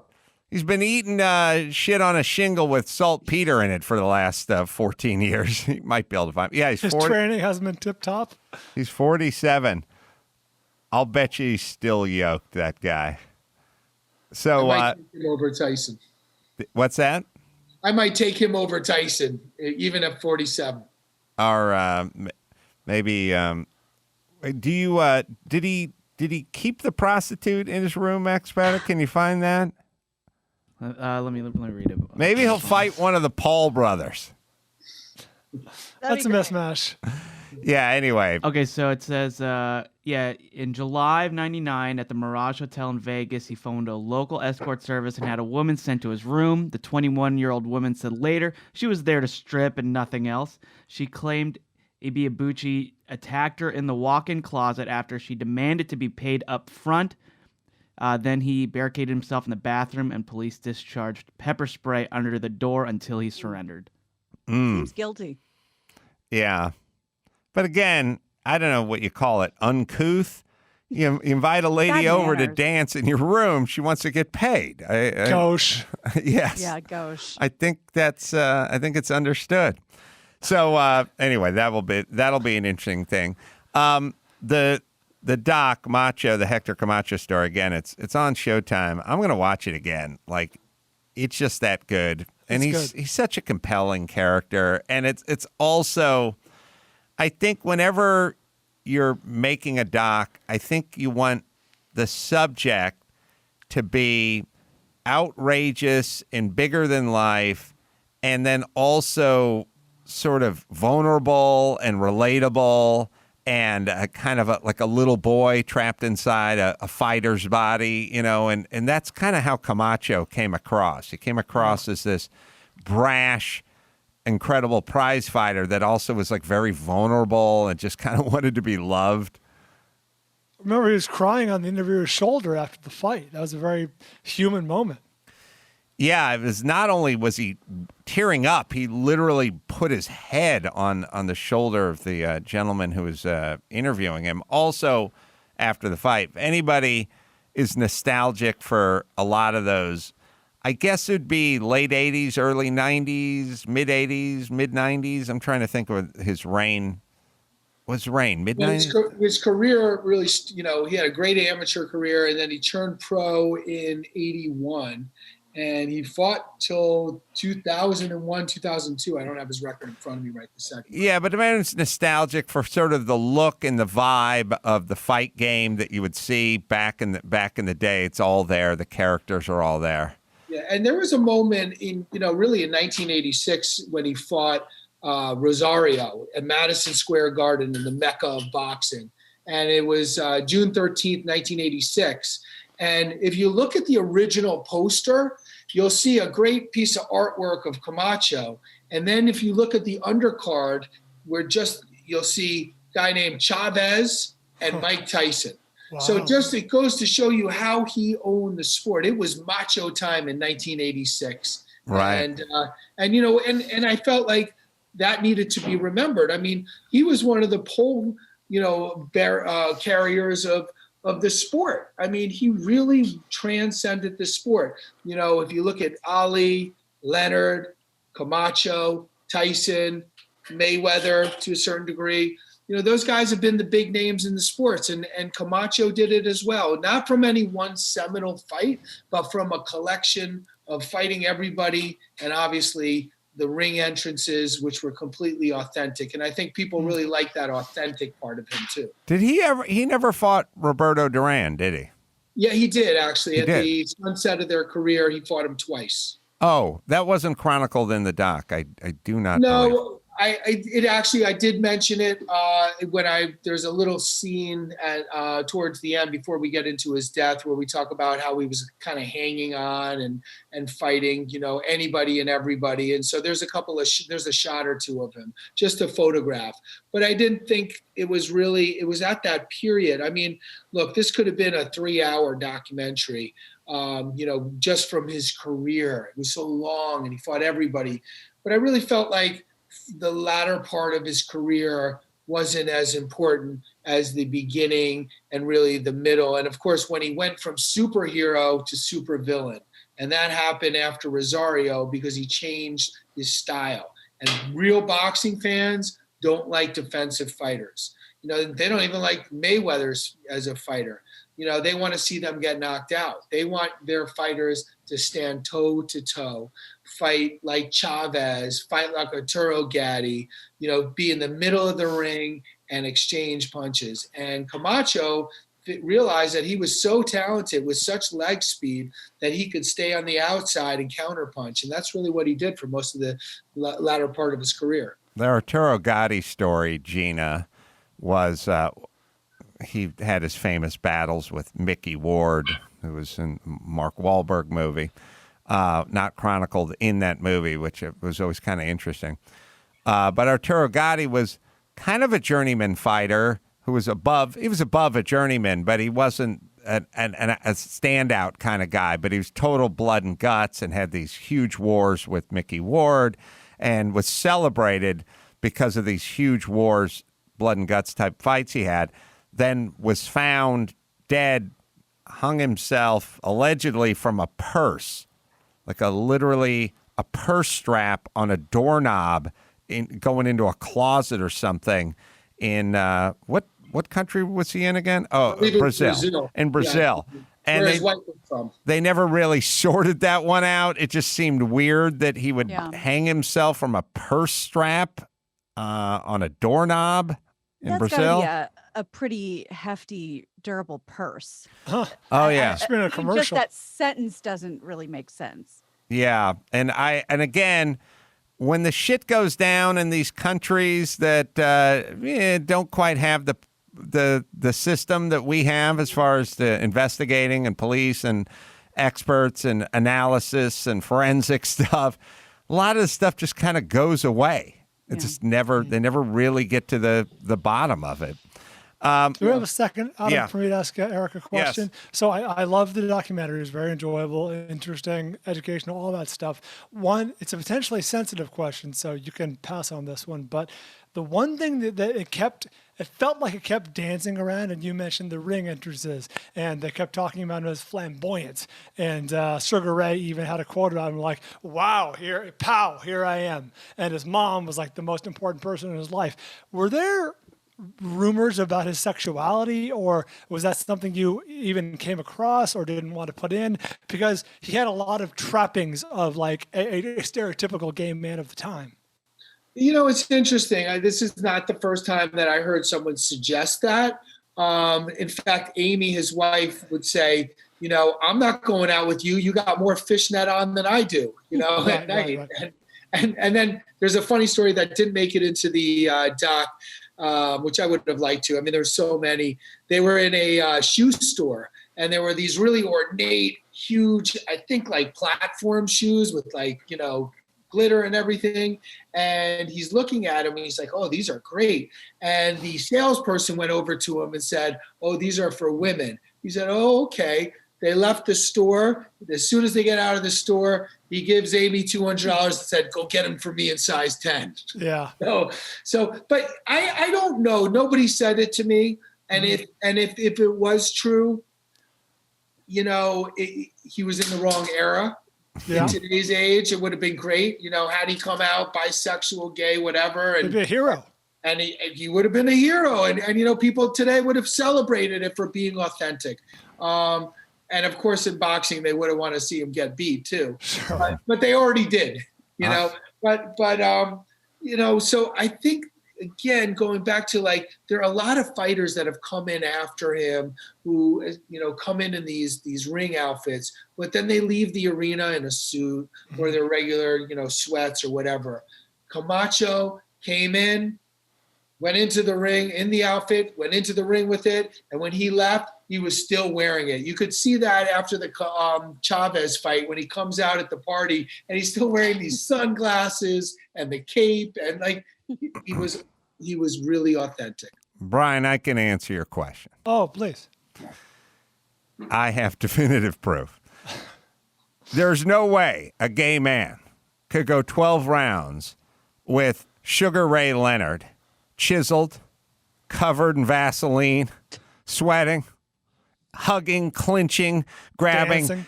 You'd have a boner by the 5th round for sure. Point. For sure. And even though you're wearing a low foul protector, that's not going to be enough. So I guess no. My question has been answered. Obviously, definitively, not gay.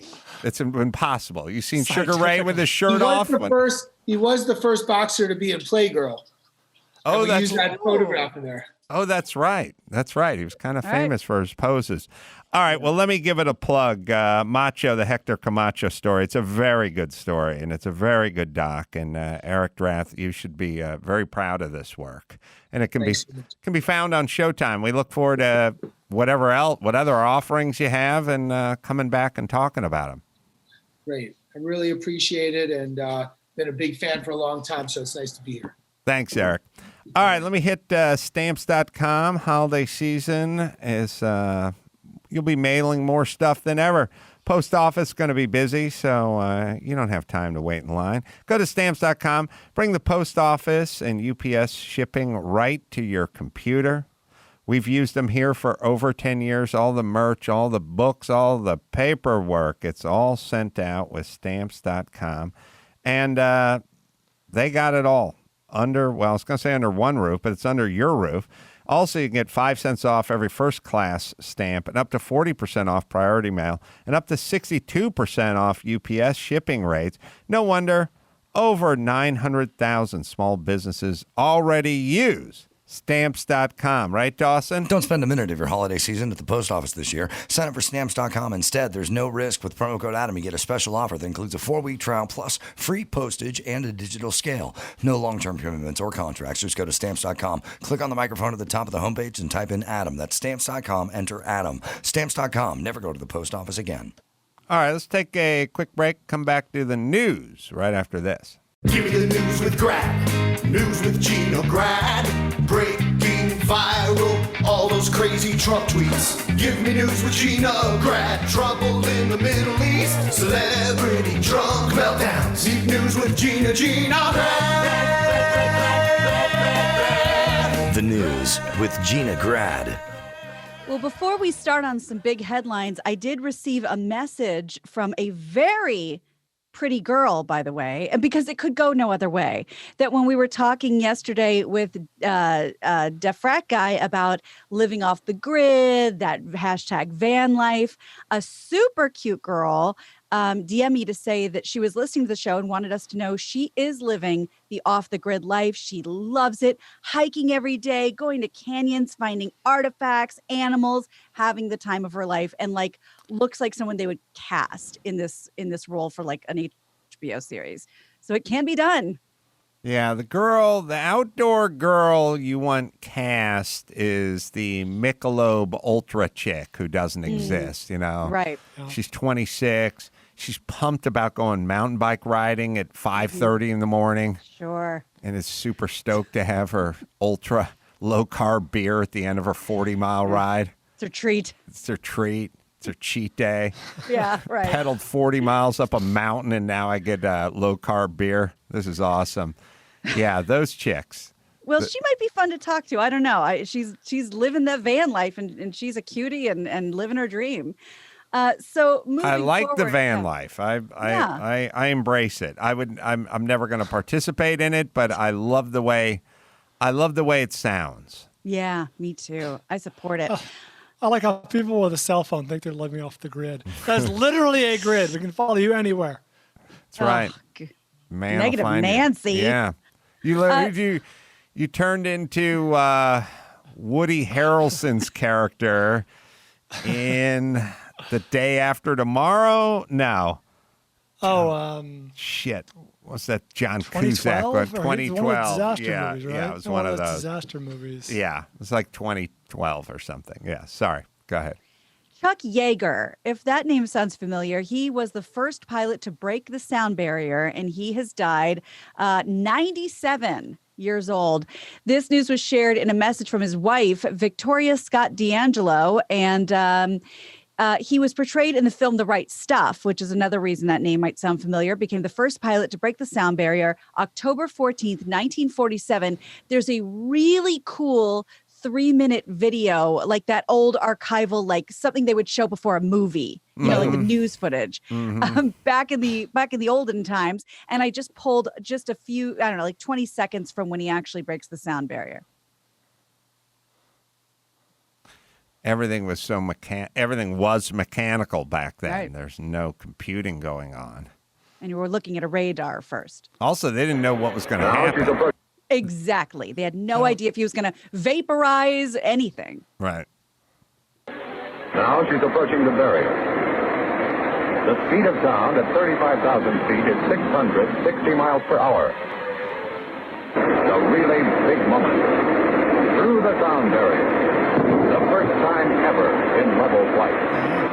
For the first time, except in dives, a man has flown an airplane faster than the speed of sound.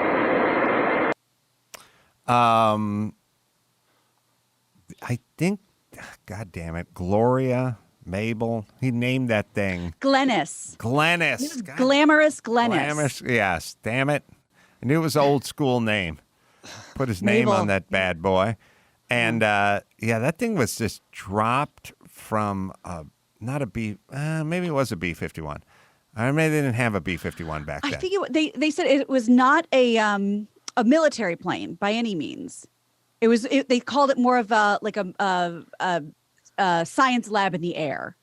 Well, they must have outfitted some Howard Hughes type, Right. Transatlantic, propeller plane or whatever, just to carry that thing on the belly of it, and then just drop it. It didn't take off from the ground. It got dropped, and when it got dropped, they then fired the rockets on it, and it just took off and broke the sound barrier. Probably wouldn't have had enough fuel to take off, and I think it glided down. They said they had a maximum of 2.5 minutes to do it. So they calculated it, but it was a real narrow window. Did that thing have landing gear? Did he just drop it in a Mojave Desert or something? It was definitely a glider when he was done with the rocket fuel. But and it didn't have much wing on it. It seemed like a weird thing to fly. Anyway, that was pretty damn ballsy getting in that bad boy. But made it to 97. Mm-hmm. It's a good run. Did all right. All right. Well, God bless him. We have an employee of the month for Goya, the Mexican food company. That's right. The beans. Might be a little unexpected, but ironically funny. Progressive Representative Alexandria Ocasio-Cortez was named Employee of the Month at Goya Foods after sales spiked following her calls to boycott. They said when she boycotted, our sales actually increased 1,000%. And Robert Unanu is the CEO over there. He said the New York Democrats' comments allowed the company to expand its reach to so many new people while still holding on to its base of customers. They didn't do an in-person ceremony, but they did send her a nice certificate. Was that the boss who was like from Cuba and he was talking about escaping Cuba and coming here and how he loved this country? Was that not the same guy? Not the same guy? That's that one who went on that long well, there's two guys. There's two guys. There's two guys, yeah. But one guy, he got in trouble because he was at a sort of round table with Trump. This guy was like in the Rose Garden or whatever and heaping tons of praise on Trump and, like a photo op and just saying how lucky we are to have him as a president. And this is who Ivanka and Donald posed with the can of beans. Oh, yeah. Well, you support the president, you got to get boycotted because that's where we're at. And your sales go up 1,000%. Yeah, there's two guys. There's the one Cuban guy, but then there's the Goya guy. But I thought he also gave a speech at a round table or something. That was pretty impassioned. But he did. He said the country's truly blessed to have a leader like President Trump, who's a builder. We have an incredible builder, and we pray for our leadership, our president, for our country, that we continue to prosper and grow. But to be fair to AOC, if you're going to knock socialism, she's going to have a problem. Yeah, and she didn't like that shit. That's her brand. I hope she's in charge of something one day so we can all fucking. All right. Well, we usually, unless one By of the you way, are, fuck her. Good. I'm glad she's fucking employee of the month, and I'm glad they went up 1,000%. Jesus fucking Christ. All right, go ahead. Unless it's one of you people's books, we generally don't. I don't like to take excerpts from books as news because, of course, it's kind of a cheap ploy to get in the news. However, I have an exception today. In her new memoir, Happiness Becomes You, A Guide to Changing Your Life for Good, Tina Turner talks about how she has forgiven Ike Turner for the years of abuse that he put her through. This is an excerpt from the book they published in the AARP magazine. Yeah. Ike Abebuchi or Ike Turner? Ike Turner. It's a blanket apology for all likes. Yes. Forgiveness of all likes. Mm-hmm. So I'm going to read you this excerpt from her book. She says, I forgave my former husband, Ike Turner, for years of domestic violence, black eyes, busted lips, broken bones, and psychological torture. I was so despondent one time I swallowed 50 pills in a suicide attempt, but I had to make peace with my past, and forgiveness sets us free. I believe in karma, in cause and effect, so forgiving people for their wrongs they've committed is not the same as excusing their actions, which I think is very well said. Yeah. Ike Turner's been dead for a while, I'm guessing. I'm thinking. I don't know. This whole COVID thing's got my whole sort of celebrity death thing all screwed up. He died in 2007. So he'll be missed, obviously. The notion, when you hear like black eyes and broken bones, like, what are we talking about? Like broken bones? Are we talking about broken ribs? Like, do you really think we're talking about like breaking someone's bones? Like probably broken jaw or broken hand from some sort of trauma, but you could have been pushed, strike or some sort. Yeah, you could have been pushed against down the stairs. You could have been slammed against a wall. Hold on, what are some other modalities for breaking bones? I just mean it doesn't have to. We've been talking about boxing for half an hour. It doesn't mean he necessarily closed-fisted her, which he may have, but it could have been other means, like pushing someone down the stairs. I don't know. What's Sean Connery think?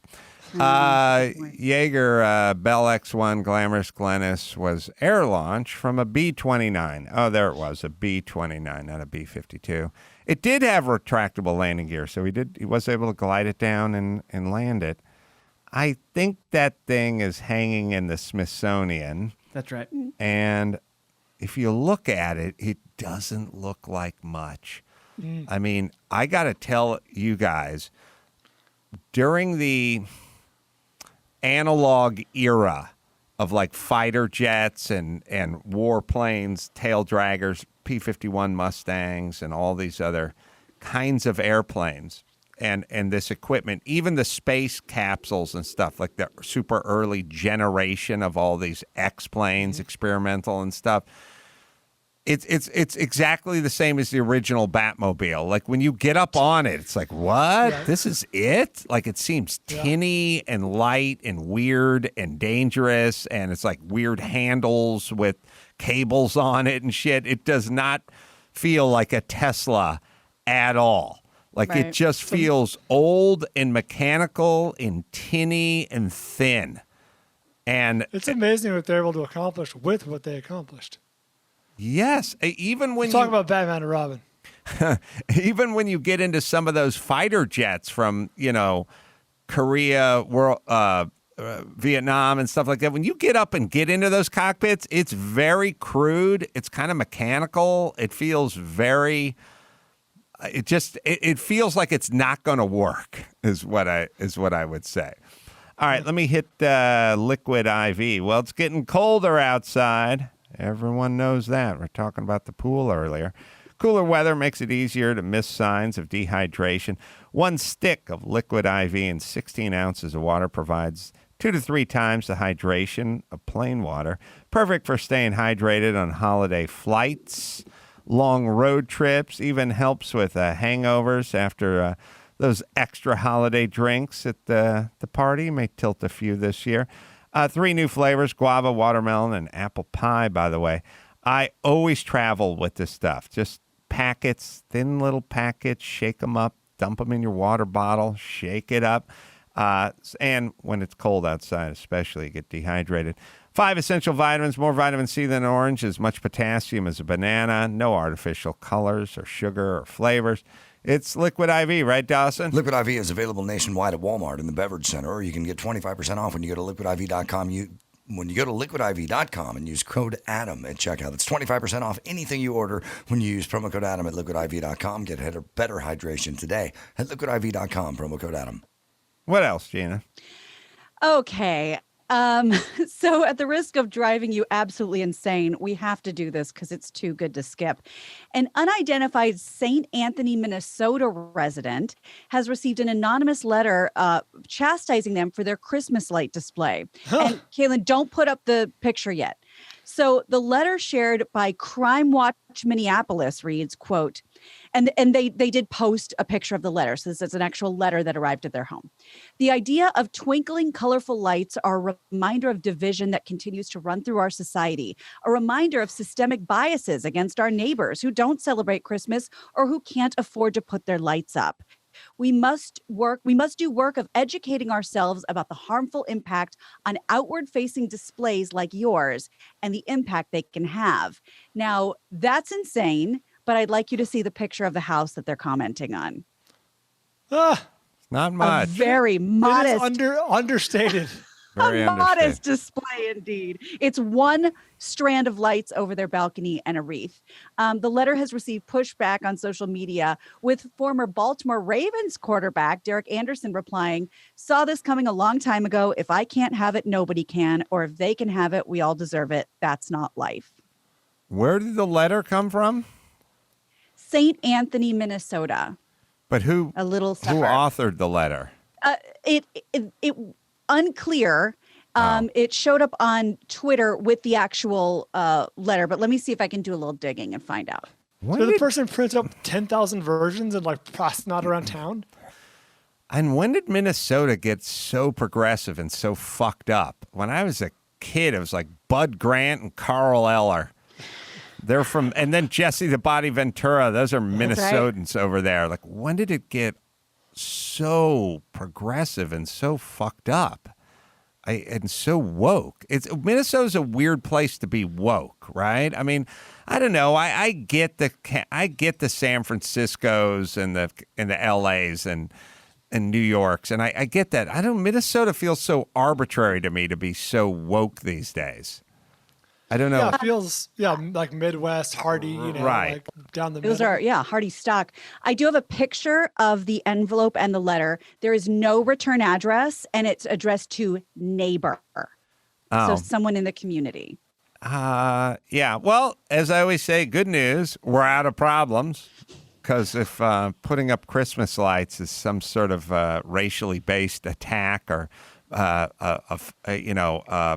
attack against those who are less fortunate financially or whatever. It highlights the divisions. It highlights the divisions. Then we're out of problems officially. And is there no other way to look at this? Because during Halloween, I think I showed you guys, or I may have mentioned it, there was an incredible, and I think I sent it to Bryan too. There's a list of these unbelievable houses that spent tens of thousands of dollars, and a lot of people that work for Disney on these twinkling shows and these monsters and these oversized, just it looks literally something out of Disneyland. And we took the kid, Friday night, put on spooky music and went from house to house, and it was fantastic. And I hope we get to do that again closer to Christmas, because it makes everyone feel better. It doesn't make us feel worse. It's free entertainment. It lifts everyone's spirit. And I can't imagine that one sad strand of lights evoked this letter.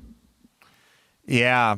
I was thinking about our house. We got no lights up, and it was TP'd about 2 weeks ago, and a lot of it's still remaining. Oh, no. So we literally have an arrangement of toilet paper versus Christmas lights. But yeah, it's festive. I walk around my neighborhood. I take a walk with the kids. If every, fifth or ninth house really did it up right, and it's always like, wow, look at those guys. That looks cool. Yeah. God, that's cool. Appreciate it. Yeah. I totally appreciate it. Well, I guess whenever there's a problem with something, I like to reverse engineer it. Like, then what would the opposite of this be? Nobody has any Christmas lights up during the holiday season. Right. All right. Well, if we don't like that, then shut the fuck up. Hey, Minnesota mom, Gina Grad. Oh yeah. Listen, I'm an upset neighbor. Understood. Everybody has a right to their opinion. These people are garish. Well, that's a heavy word to, we don't always say words like that in our house, but if that's acceptable in your house, then, live and let live. But, I understand that you're upset. The optics. During the pandemic. Well, it's the optics. During the pandemic of all times, families are struggling. They're trying to put food on the table, not lights on the fascia. Look, I couldn't agree with you more. Now, if we're going to spend the money, it's going to be on hot dish. It's going to be on more cereal and Karo syrup to make the bars. Yeah. And we're not going to show off in front of all of our neighbors in St. Anthony and say, you, look at me. We can afford the lights this year. I wanted to talk about those bars. Oh, yeah. Did you like the bars we had sent over? They tasted like inequity to me. Oh, dear. That's well, right. If it's any consolation, the generic Cheerios. They were maple bars, were they not? Maple. They were the maple bars because a little birdie told me you liked them. Have you ever seen a person of color tap a maple tree? Oh, your silence spoke 1,000 words, my dear. Not personally, no. Okay, so you have to understand what that would, how that would go down with my young mixed race bi-curious son who. Oh, dear. Yeah. Well, if he's ever interested, I could take him on out with us and we could have a good old maple tapping time. Oh, so you could sit there and smoke cigarettes while he ran tree to tree, harvesting your precious maple. Well, I don't smoke. My husband, Hank, does, but I would make sure he didn't smoke around the young tot. Oh, didn't I see him in that new Raptor? Well, he did get himself an early Christmas present, guilty as charged. Yeah.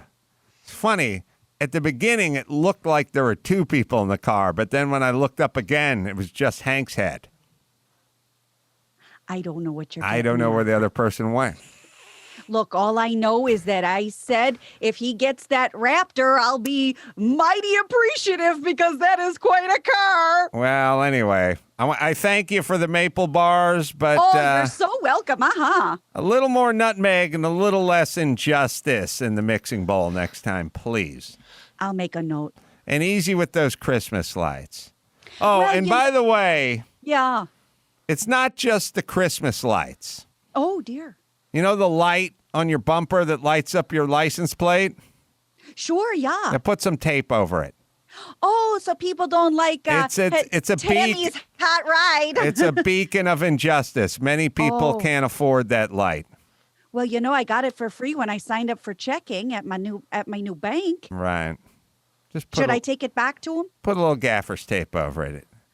Will do. Okay. It's a beacon of injustice. Oh, dear. And see. Thank you. Yeah. All right, let me hit Geico. Do your own. Do you own? Do you rent? Sure, you do one of those. You got to, right? Well, you want to make it easy to bundle those policies? Go to geico.com. Makes it easy to bundle your homeowners and renters insurance along with your auto policy. Good thing. You got so much to do. Save a bunch of money. Go to geico.com. Get a quote. See just how much you could be saving. It's easy. Geico easy at geico.com. All right, let's do one more. All right. Well, I'm glad because we have a follow-up from the owner of the Pineapple Hill Bar and Grill that we talked about yesterday.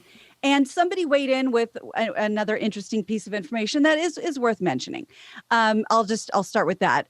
We talked about how unfair it is that 30 feet away from her outdoor establishment that is outfitted exactly according to code, or at least, before 2 weeks ago, that there is a movie setup, for, extras, whatever, that looks exactly the same that is allowed to operate and hers isn't. Somebody tweeted me and said, now remember, the people that are sitting at that setup are probably COVID tested every day. For Brian brought it up.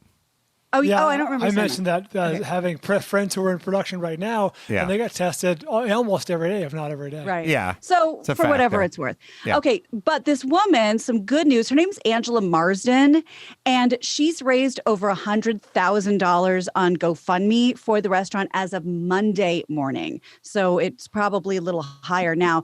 The funds came after her eatery invested $80,000 to build that outdoor patio that we took a look at to adhere to the previous COVID-19 guidelines.